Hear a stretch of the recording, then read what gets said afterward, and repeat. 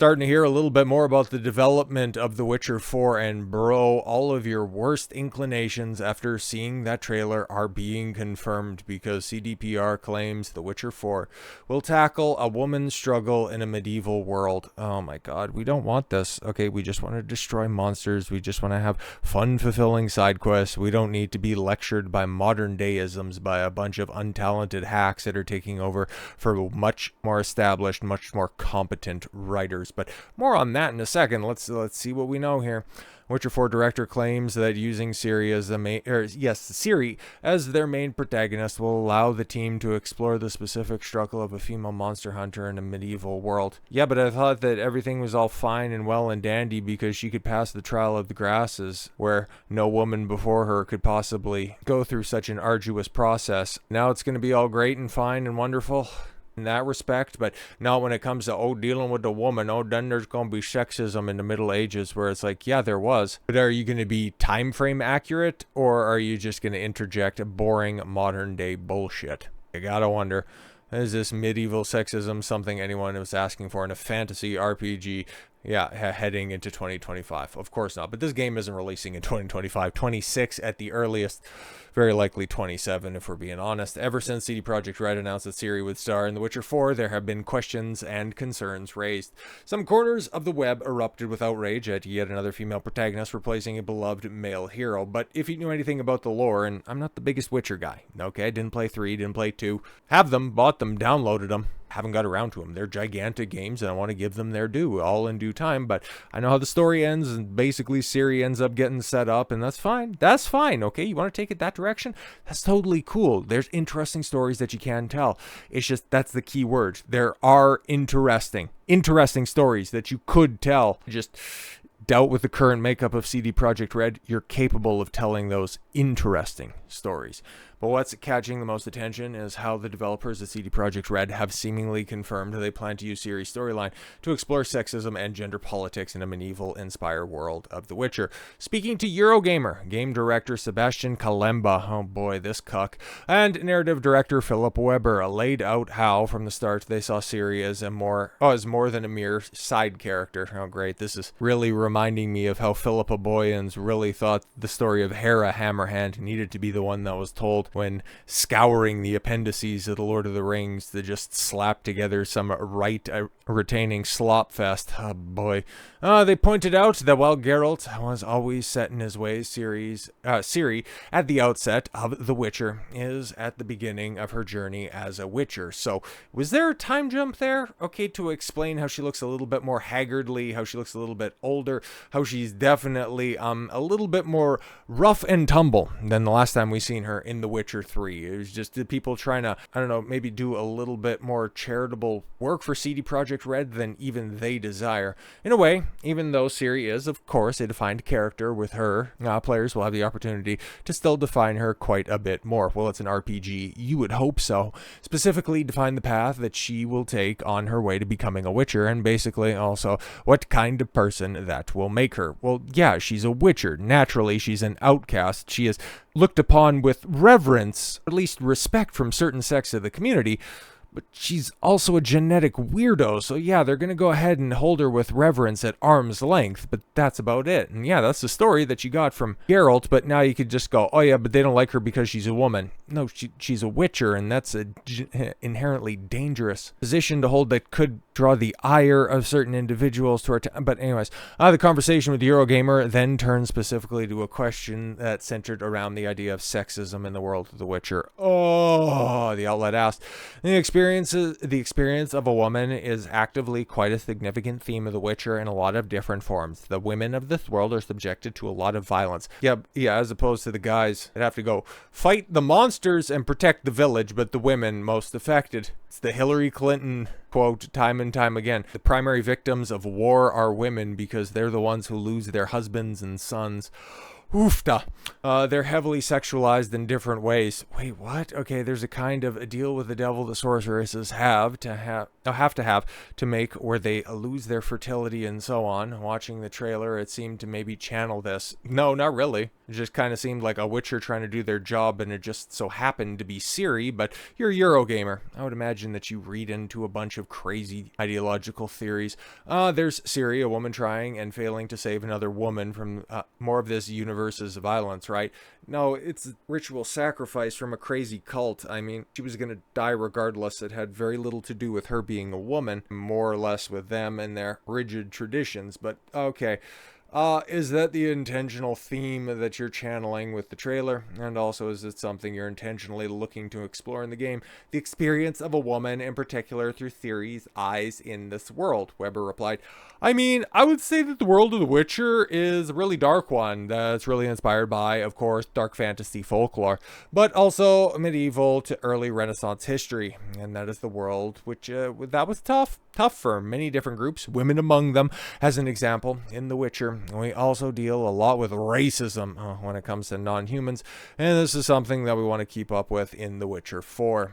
I think it's something that has always been really important. We make games for adults, and it also means that we tackle some difficult topics. We tackle them in interesting ways. We tackle them without giving easy answers, but often opening difficult questions that players have to answer. And I think some of those questions might be going in this direction as well, because yeah, Ciri is a woman, and as a Witcher in this world, this is an unusual state. Yeah, she's the first one ever. So I don't think that it's going to be this story everywhere, but since this is a part of the world, and we want to tackle so many of those different themes, it's definitely also going to appear in there as well. Well, that's a little bit more couched than I was anticipating, but also I kind of think as slimy as these bastards have been in recent interviews, I mean, it's probably playing a lot more into the overall story than what they're letting loose there.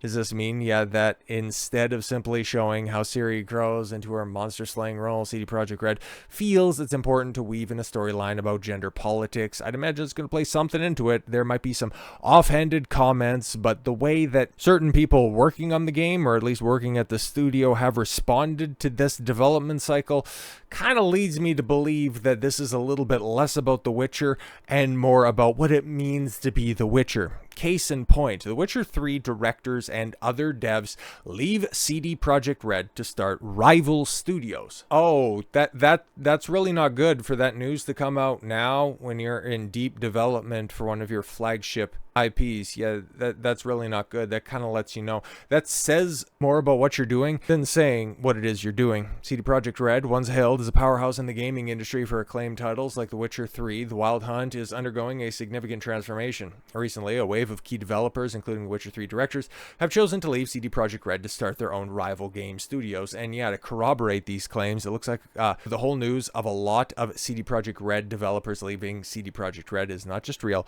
but it's practically Exodus levels of leaving. Ship of Thesis in action. The director of The Witcher 3, The Wild Hunt, has even opened his own studio now, named Rebel Wolves. Yeah, but that happened a while back, okay? Rebel Wolves are working on The Witcher 1 remake, and yeah, these are the people that made the game and made the franchise what it is today for other less talented hacks to go ahead and trot all over. Many ex-CDPR staff joined him, including the lead writer narrative director of Witcher 3 and Cyberpunk 2077. Well, that's all right. They got Mary Kenny, who loves to stump for Sweet Baby Inc., to come over and fill that role of a narrative designer and narrative director. That's cool. This again does not fill me with optimism for Witcher 4. Yeah, exactly, because you take a look at the people that made the leap, and they're the ones responsible for making CD Projekt Red worthy of being referred to with 4 simple letters. But back to the story. CD Projekt Red, yes, was once celebrated for its immersive storytelling and high-quality game design. However, recent internal changes have sparked dissatisfaction among its core development team. Many talented individuals have expressed frustration over what they perceive as an increasing emphasis on identity politics in a workplace environment that stifles creative freedom. As a result, numerous developers are leaving CD Projekt Red to establish their own studios. One of the most notable departures was Conrad Tomakevich, okay, a former director of The Witcher 3 Wild Hunt. His new venture could ultimately create CD Projekt Red's biggest threat in the formation of Rebel Wolves, led by Tomakevich, told with other esteemed figures like Bartholomew Gowell and the art director for Witcher 3. They've united to create what they describe as a AAA dark fantasy RPG saga utilizing Unreal Engine 5. I'm pretty sure Witcher 4 is using Unreal Engine 5. It's a go-to in the industry. Or at least the Unreal Engine is at this point in time. There's a lot of good that comes from it, and I'm not necessarily against it. It's just when it's used as a selling point, like the way that the rebranded 343 Studios and then now Halo Studios say, hey, we're really going back to the basics when it comes to doing, proper Halo games, because it's all about visual fidelity, and I want to stick a battle rifle in my mouth and use the toe trigger attachment when I hear something as stupid as that. But Tomakevich ended his tenure with CDPR after allegations of bullying sprang up. Oh, really? He denied those allegations, was eventually proven innocent. Yeah, no shit. When commenting on the formation of the studio, Rebel Wolves sent a very clear shot across CD Projekt Red's bow.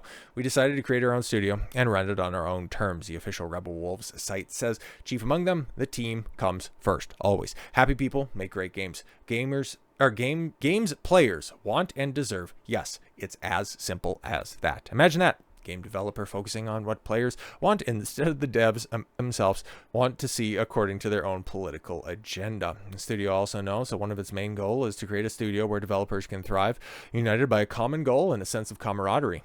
The priority is the team, and the team's priority is to create the best RPG games the world has seen.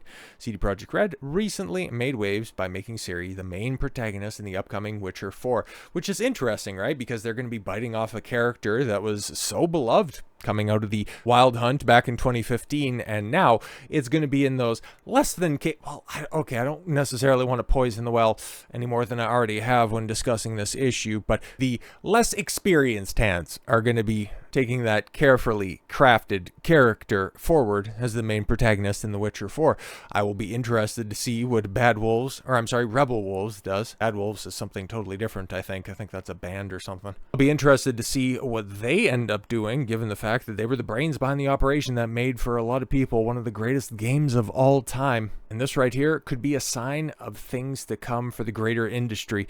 The people that made the studios what they were in today's day and age before they got too big with bloat and moving forward with a much more leaner setup. If they can create something on the same scale that harkens back to older design but has newer sensibilities and new technology married together for quality AAA AA experience, that's fantastic, because the more I think about the impending collapse of the Western and potentially entire AAA gaming industry, the more I think, how is this eventually going to rise up from the ashes? I don't really see a clear path forward, because there's going to be a lot of displaced and disparate teams and talented people that are out there and a bunch of grifters trying to work their way back into that space. But if we can have these moderate-sized studios with experienced people already in place prior to everything else just crumbling by the wayside, we could be in a better shape when the atomic bomb of 2025 and 2026 ultimately drop, because that right there is going to be the tail end of all of that development cycle that 2020 and 2021 and 2022 brought, where everybody was in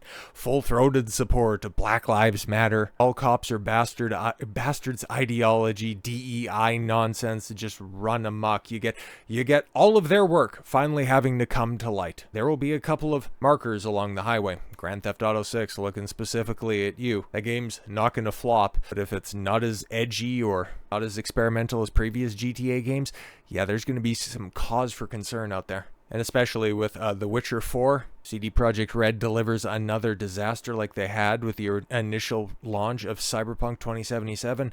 Yeah, you know that the industry is going to be in for something. When it comes to the rest of the Western studios, I mean, Ubisoft isn't going to be long for this world. They got a few months left on their shot clock. But BioWare, Obsidian, yeah, time's a ticking over there. In 2025, as funny as 2024 was, 2025 is definitely going to be when the rubber hits the road. I'm optimistic. I'm just also very realistic about the dearth of quality content that we can expect in the near future.